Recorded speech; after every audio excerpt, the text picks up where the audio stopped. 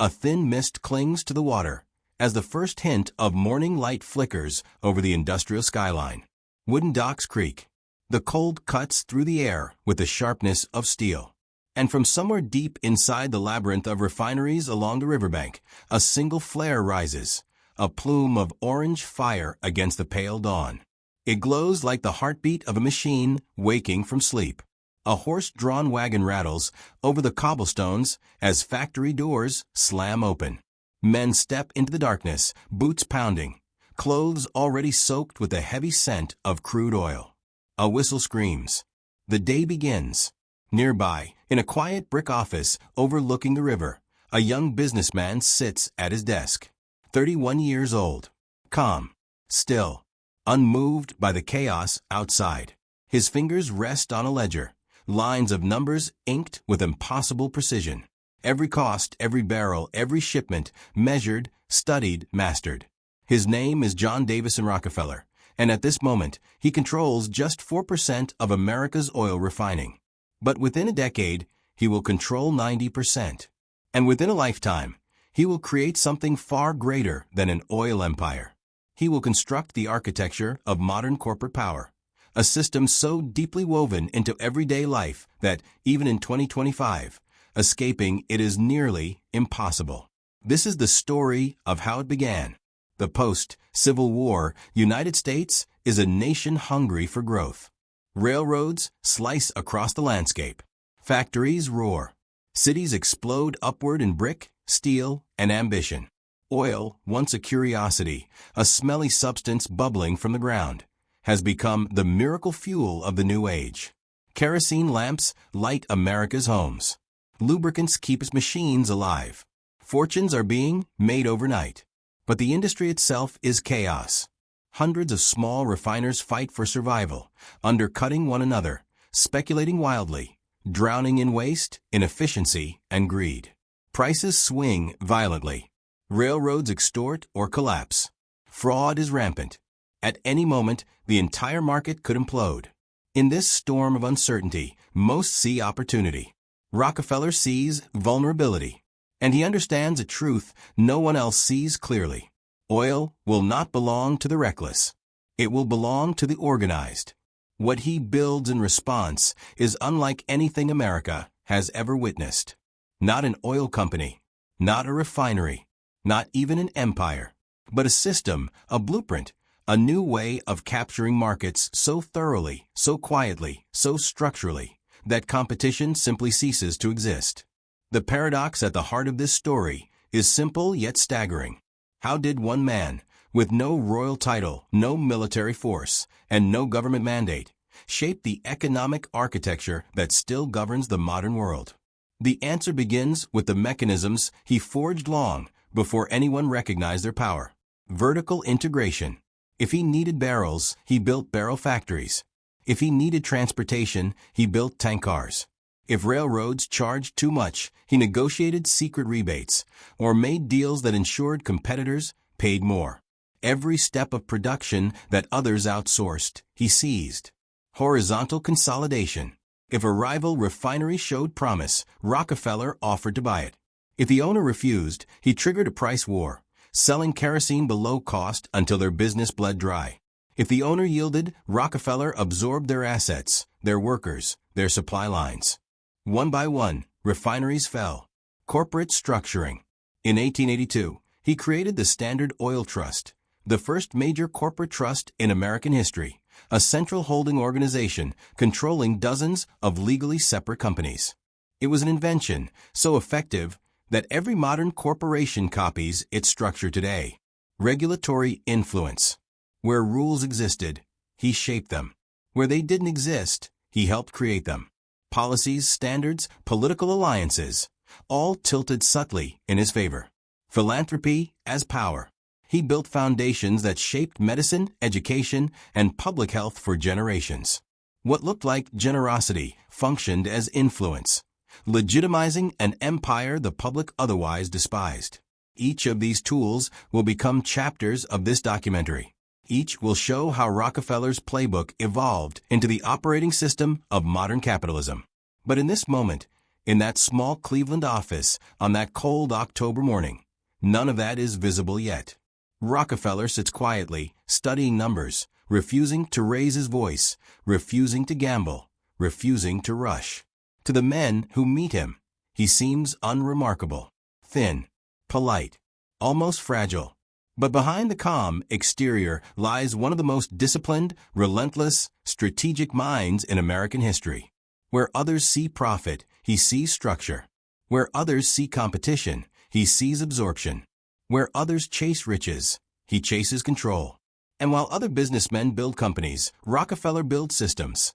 Interlocking layers of production, distribution, finance, regulation, and public image, all feeding one another, all reinforcing one another. Systems cannot be broken easily. Systems survive their creators. Systems evolve. As the 1870s turn into the 1880s, the Cleveland fog gives way to pipelines, tank farms, vast supply routes linking Pennsylvania to New York to the Great Lakes. The river, once dotted with small independent refineries, becomes dominated by one name, Standard Oil. By 1879, he controls 90% of American refining. By 1904, 91% of production and 85% of final sales. But the real legacy is not the dominance. It is the pattern. A pattern replicated by Amazon, Google, Meta, JP Morgan, Exxon, and the entire network of megacorporations ruling the 21st century. A pattern used in pharmaceuticals, technology, finance, agriculture, and global logistics. A pattern so effective that even the 1911 Supreme Court breakup of Standard Oil failed to destroy it. Rockefeller's wealth multiplied. His companies evolved into Exxon, Chevron, Mobil, Amoco, and BP. The system lived on, stronger, bigger, more entrenched than ever. This is not simply a biography. It is a story of how one man, in the age of oil lamps and steam engines, built the invisible structure that governs modern life, and why, even now, more than a century later, you are still living inside his design.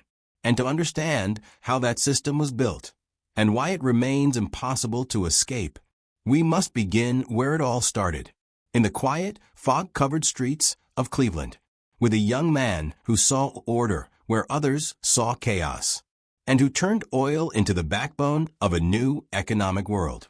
Before the empire, before the trust, before the fear and fascination his name would evoke, John D. Rockefeller was simply a boy living in hardship. Born in 1839 in Richford, New York, he grew up in a family defined by instability.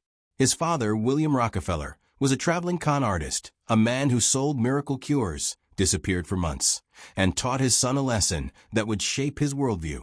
Trust nothing except what you can count and control. His mother, Eliza, was the opposite, disciplined, frugal, deeply religious.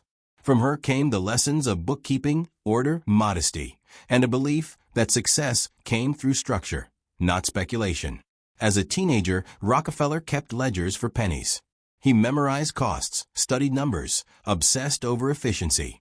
In his own words, he considered every dollar a soldier, and every soldier must be deployed carefully. This mindset, more than ambition, intelligence, or luck, became the seed of the Standard Oil system. At 16, he became an assistant bookkeeper in Cleveland. The city was exploding into a commercial hub after the Civil War, and Rockefeller saw, in its chaos, something very few people his age noticed: opportunity hidden inside disorder. When the first major oil strike erupted in Titusville, Pennsylvania, in 1859, the world rushed into the oil fields. Wildcatters drilled frantically. Barrels leaked. Fires destroyed fortunes overnight. Prices soared and collapsed without pattern. To Rockefeller, this was a warning and an invitation. The oil market was a storm. He intended to tame it. The early oil industry was known as the Age of Waste. Wells produced more oil than refiners could process. Refineries burned by accident. Transportation costs devoured profits. Speculators pushed prices from 10 cents to $10 a barrel within months. Most early businessmen gambled. They built cheap refineries, cut corners, and hoped for astonishing profits before inevitable collapse. Rockefeller took the opposite route. In 1863, he entered the refining business with partners. By 1865, he bought them out for $72,500, an unheard of sum for a young man. But he saw something they didn't see. Refining was not a gamble. It was a math problem, a system, a process waiting for optimization. The key was consistency, consistent quality, consistent costs, consistent supply, consistent relationships with railroads, consistent outcomes in an inconsistent world. Whereas competitors built by impulse, Rockefeller built by calculation. Every barrel of crude produced 60% waste. He searched for uses for that waste: lubricants, paraffin wax, petroleum jelly. Where others lost money, Rockefeller found new products and new profit. This principle, extract value from every molecule, became the first pillar of the Rockefeller playbook. By the late 1860s, Rockefeller realized that profit wasn't in oil alone. Profit was in the process that led oil from ground to consumer. So he began acquiring the entire chain. He bought his own barrel-making factory, cutting the cost of a barrel from 25 cents to 15. He purchased warehouses, securing price stability. He invested in tank cars so he wouldn't depend on railroad-owned ones. He built storage facilities. He controlled shipping routes. He negotiated secret railroad rebates and preferential rates competitors could never match.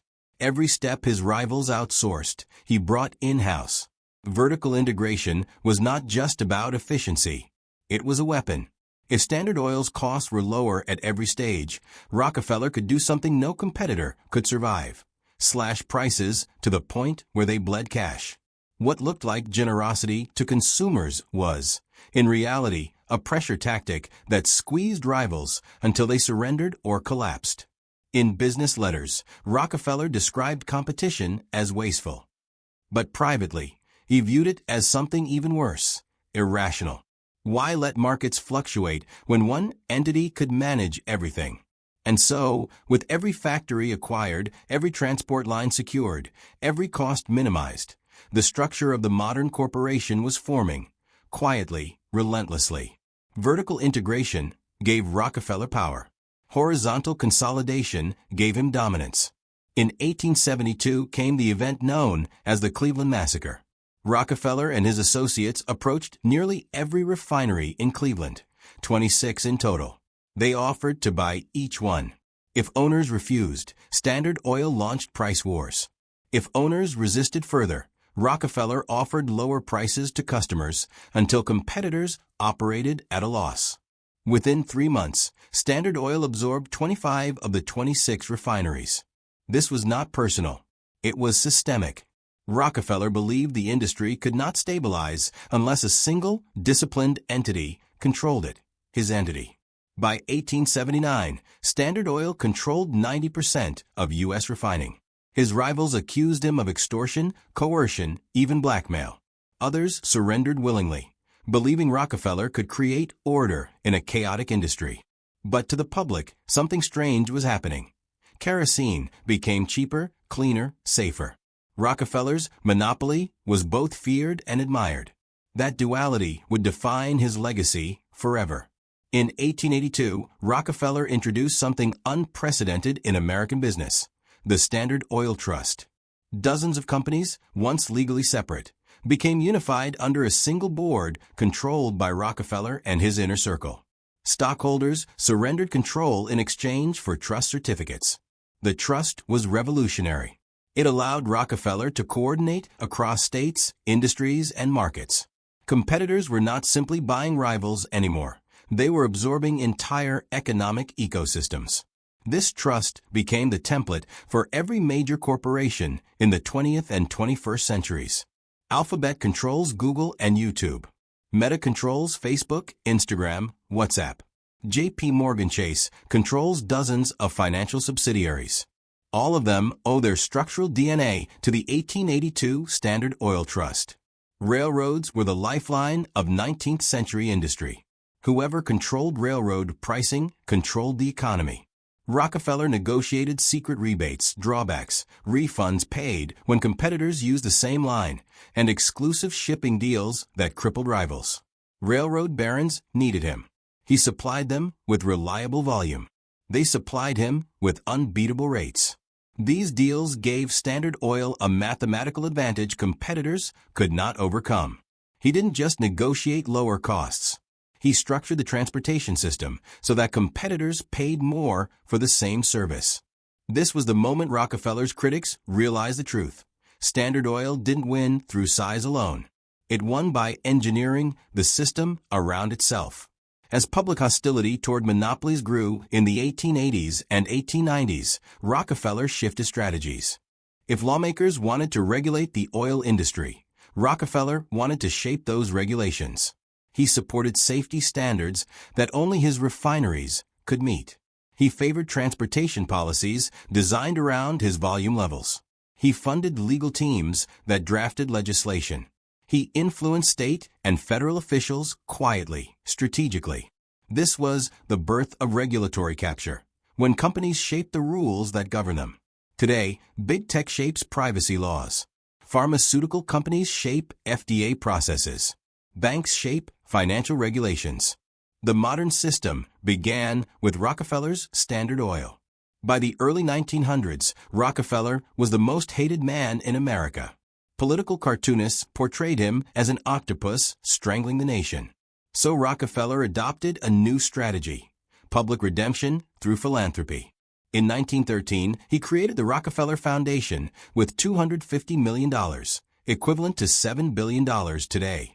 Its goals were noble: medical research, public health education. But its influence was strategic. It shaped medical education standards. It funded universities, laboratories, and global health programs. It legitimized Rockefeller's legacy. It protected his wealth from taxes. It embedded his influence into institutions that outlived him. This was not simply charity. It was institution building, another form of system design. In 1911, the Supreme Court declared Standard Oil a monopoly and ordered it broken into 34 separate companies. The public celebrated. Newspapers declared the age of Rockefeller over. But something extraordinary happened. Rockefeller owned a quarter of the shares in every new company. When Standard Oil split, the value of those companies soared. Rockefeller's net worth did not shrink. It doubled, then tripled. The breakup created Exxon, Mobil, Chevron, Amoco, Sohio, later BP. Standard Oil wasn't destroyed. It became the foundation of the modern energy industry. Rockefeller's playbook didn't end. It expanded. The Rockefeller system did not vanish with oil lamps and refineries. Its structure now governs tech, Amazon's logistics, AWS dominance, marketplace control, vertical integration, horizontal consolidation, pricing power, pharma, patent extensions, regulatory influence, research funding, philanthropic structures, and regulatory capture. Finance, banking cartels, holding companies, consolidation, trust architecture. Agriculture, seed monopolies, distribution control, vertical integration. Media and platforms, acquisitions, algorithmic dominance, horizontal consolidation. Everything from the gasoline in your car to the food in your grocery store to the apps on your phone follows the original Standard Oil blueprint. Rockefeller didn't simply dominate an industry. He influenced the design of modern capitalism itself. Even today, in 2025, the mechanisms Rockefeller built remain. Control the supply chain. Buy the competitor. Merge the market. Influence the rules. Shape public opinion. Build institutions that outlive criticism. This is why his story is not merely history. It is a story of the world you live in, a world operating on a system designed 150 years ago by a man in a small Cleveland office who quietly engineered a new economic reality. December 31st, 1913. From the marble corridors of Washington to the trading floors of New York, a quiet but irreversible shift echoed across the nation. The Federal Reserve Act had just been signed into law, an act born from decades of panic, persuasion, crisis, and opportunity. And although John D. Rockefeller had not written the bill with his own hand, the system it represented was the culmination of the world he helped design, a world powered by scale, consolidation, and control. Now, as we arrive at the end of this documentary journey, we return to the central question: how much of the modern world still operates on the logic he created? And more importantly, did we ever escape it? The story you have just followed, from the oil fields of Pennsylvania, through the boardrooms of Standard Oil, past the halls of Congress, Wall Street institutions, and the rise of global finance, reveals a single truth. Rockefeller didn't just dominate an industry. He engineered a template, a blueprint for power that survives long after the architect is gone. In the beginning, it was simple: barrels of kerosene, railroad rebates, and logistical efficiency. But the system evolved, step by step, merger by merger, crisis by crisis, until it became something far larger, a model for organizing modern capitalism itself. Standard Oil demonstrated a revolutionary concept.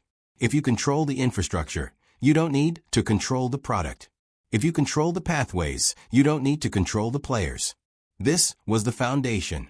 From this method sprang the era of vertical integration, trust building, corporate restructuring, holding companies, investment banks, and interlocking directorates. These were not random parts of history. They were the components of the machine. And even after the Supreme Court shattered Standard Oil into 34 pieces in 1911, the pieces became the new titans: Exxon, Chevron, Mobil, each carrying forward the same DNA, the same strategy, the same logic of consolidation and scale. The system survived the breakup. The system adapted. The system expanded. Today, you touch Rockefeller's legacy every single day, whether you know it or not. When you buy fuel for your car, when you pay a bank fee, when you see a multinational corporation acquire a competitor, when you hear the phrase, "too big to fail," when a crisis forces the government to intervene in markets shaped by private power, when global institutions debate currency, interest rates, or credit expansion, when industries consolidate until only 3 or 4 giants remain. These are not coincidences. They are patterns, the same patterns Rockefeller used to dominate oil. He built a template for economic architecture. Find the inefficiency, exploit the chaos, centralize the system, control the flow, then make yourself indispensable. It is a design that has been reproduced in Silicon Valley, Wall Street, global supply chains, pharmaceuticals, telecommunications, and even the algorithms that run the digital world.